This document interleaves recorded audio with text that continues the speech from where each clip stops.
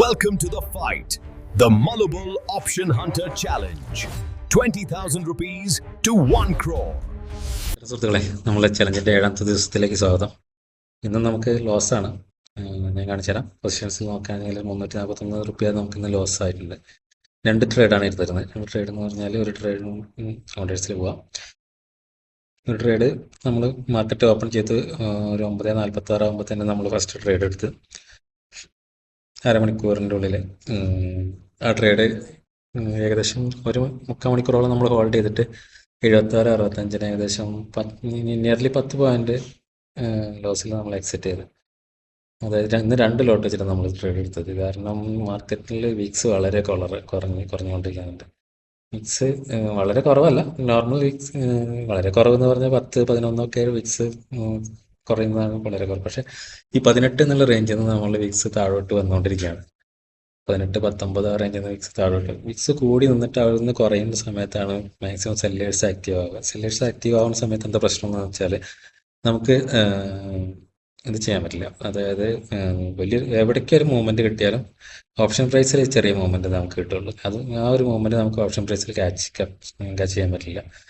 അപ്പോൾ അതുകൊണ്ട് ഞാൻ 2 ലോട്ട് എടുത്തിട്ട് ട്രേഡ് ചെയ്തിട്ടുണ്ടായിരുന്നു.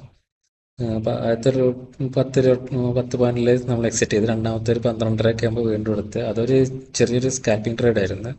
ഒരു ഫാള് നമുക്ക് കിട്ടുമെന്ന് ഉദ്ദേശിച്ചിട്ട് എടുത്താണ്. ആ ഫാള് കിട്ടി, പക്ഷേ അത് മുഴുവനായിട്ട് ക്യാപ്ചർ ചെയ്യാൻ പറ്റില്ല. കാരണം ആ ഫാള് താഴോട്ട് വന്നുകൊണ്ട് തന്നെ അതൊരു വിക്ക് ക്യാൻഡിലായിട്ട് തിരിച്ച് കയറാൻ നോക്കി ഞാൻ എക്സിറ്റ് ചെയ്തു. കാരണം ഈ വിക്സ് കുറഞ്ഞുകൊണ്ടിരിക്കുന്ന സമയത്ത് നമ്മളത് പിന്നെ വീണ്ടും ഹോൾഡ് ചെയ്തിട്ട് അത് തിരിച്ചു വരുന്ന കരുതിയിട്ട് ഹോൾഡ് ചെയ്യുന്നത് മണ്ടത്തരാണ്. ഒരുപക്ഷെ വരുമായിരിക്കും, ചിലപ്പോൾ വരില്ലായിരിക്കും. അപ്പോൾ നമ്മളുടെ മെയിൻ ഉദ്ദേശം എന്താ വെച്ചാൽ നമ്മൾ ലോസ് കൺട്രോൾ ചെയ്യുക, നമ്മൾ ലോസ് കുറയ്ക്കുക എന്നുള്ളതാണ്. അത് മാത്രമാണ്.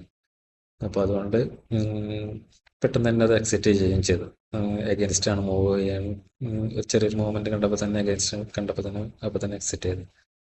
അപ്പോൾ ഈ 2 ട്രേഡൊന്നും കൂടിയിട്ട് നമുക്ക് ഒരു 341-342 റുപ്യാണ് നമ്മളുടെ ഇന്നത്തെ ലോസ്. അതുകൂടാതെ ഇതിൻ്റെ ചാർജസ് ഒക്കെ കൂടി കുറയ്ക്കുകയാണെങ്കിൽ നമുക്ക് ഏകദേശം ഒരു 400-450 റുപ്യ ഇന്നത്തെ ലോസ് കണക്കൂട്ടാം. നമ്മൾ നോക്കുകയാണെങ്കിൽ ഇന്ന് ട്രേഡ് ഓൾറെഡി ജേണൽ ചെയ്ത് ഏകദേശം 7 ദിവസത്തെ ട്രേഡിംഗ് ഡേയ്സാണ് നമ്മൾ ഈ ട്രേഡ് ചെയ്തിരിക്കുന്നത്.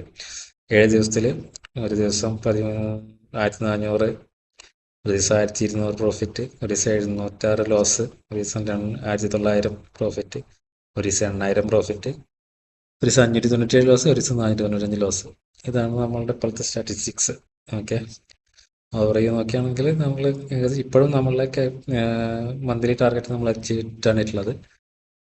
ഇനി ക്യാപിറ്റലിൽ പോകാൻ നോക്കാം. നാളെ ചിലപ്പോൾ ട്രേഡ് ചെയ്യുള്ളൂ, നോക്കി നോക്കാം. നല്ല ഓപ്പർച്യൂണിറ്റീസ് നമ്മൾ സിസ്റ്റത്തിന് മുന്നിൽ ഇരുന്ന് കഴിഞ്ഞാൽ ഒരു ഓപ്പർച്യൂണിറ്റി കിട്ടി കഴിഞ്ഞാൽ നമ്മൾ എന്തായാലും ചാടി ഇറങ്ങും, വേണ്ടെന്നൊക്കെ വിചാരിച്ചാൽ. അങ്ങനെ ഇറങ്ങുമ്പോഴും ശ്രദ്ധിക്കാനുള്ള കാര്യം നമ്മൾ മാക്സിമം നമ്മൾ ലോസ് കുറയ്ക്കുക എന്നുള്ളതാണ്. അപ്പോൾ നമ്മൾ സെറോദയിൽ ഇപ്പോൾ ഏകദേശം കാണിക്കുന്നത് 30,771 കാണിക്കുന്നുണ്ട് നമ്മളെ ക്യാപിറ്റലിൽ. 20,000 സ്റ്റാർട്ട് ചെയ്തിട്ട് അതിൽ തന്നെ ഇന്നത്തെ ഒരു ചാർജസ് എല്ലാം കൂടി കഴിച്ച 30,600 still it is the good അല്ലേ. നമ്മളിപ്പോഴും ഒരു മാസം കൊണ്ട് 50% നിൽക്കുന്നുണ്ട്. അപ്പോൾ ഈ ഒരു കണ്ടീഷനിൽ നമ്മളുടെ വ്യൂവിൽ മാർക്കറ്റ് പോകുന്നില്ല എന്ന് കണ്ടു കഴിഞ്ഞാൽ നമ്മൾ മാക്സിമം നമ്മളെ ക്യാപിറ്റലിനെ പ്രൊട്ടക്ട് ചെയ്ത് വയ്ക്കുക.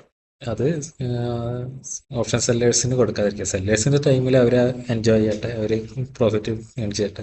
നമുക്ക് നമ്മുടേതായ ടൈം വരും, അപ്പോൾ നമുക്ക് മാക്സിമം നമ്മളുടെ പ്രോഫിറ്റ് എൻജോയ് ചെയ്യാം.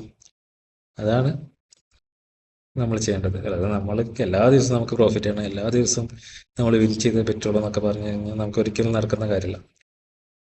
അപ്പോൾ എന്തായാലും ഇനി നാളത്തെ മാർക്കറ്റ് എങ്ങനെയാണ് നോക്കാം. എനിക്ക് തോന്നുന്നത് ഈ വീക്ക് എക്സ്പയർ ആവുന്നത് വരെ ഇതേപോലത്തെ ഒരു മാർക്കറ്റായിരിക്കും കേട്ടല്ലേ.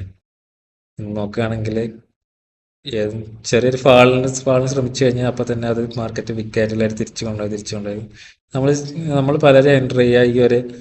ഇപ്പോൾ ചിലപ്പോൾ ഈ ഒരു ഗ്രീൻ ക്യാൻഡിലിൻ്റെ അത് ബ്രേക്ക് ചെയ്യുമ്പോൾ അങ്ങനെ ബ്രേക്ക് ചെയ്തപ്പോൾ വീണ്ടും അത് തിരിച്ച് കയറി ഈ ഒരു ക്യാൻഡിലൊന്നും നമുക്കുള്ള ഓപ്ഷൻ പ്രൈസ് മൂവ് ആവില്ല. ഓപ്ഷൻ പ്രൈസ് മൂവ് ആവണമെങ്കിൽ ഇതുപോലെ ഒന്ന് രണ്ട് ക്യാൻഡിൽ വേണം. വിക്കില്ലാത്ത ക്യാൻഡിലുകൾ ഉണ്ടെങ്കിൽ ഓപ്ഷൻ പ്രൈസ് മൂവ് ആവും. അപ്പം നമ്മൾക്ക് എന്തായാലും ജസ്റ്റ് ചെറിയ മൂവ്മെൻറ്റ്സിലൊന്നും നമ്മളെ ക്യാപിറ്റൽ പ്രൊട്ടക്റ്റ് ചെയ്തിട്ട് മുന്നോട്ട് പോകുക എന്നുള്ളതാണ് ഏറ്റവും ബെറ്റർ ആയിട്ടുള്ള സ്ട്രാറ്റജി. എന്തായാലും നാളെ ട്രേഡ് എടുക്കണമെങ്കിൽ നാളെ കാണാം.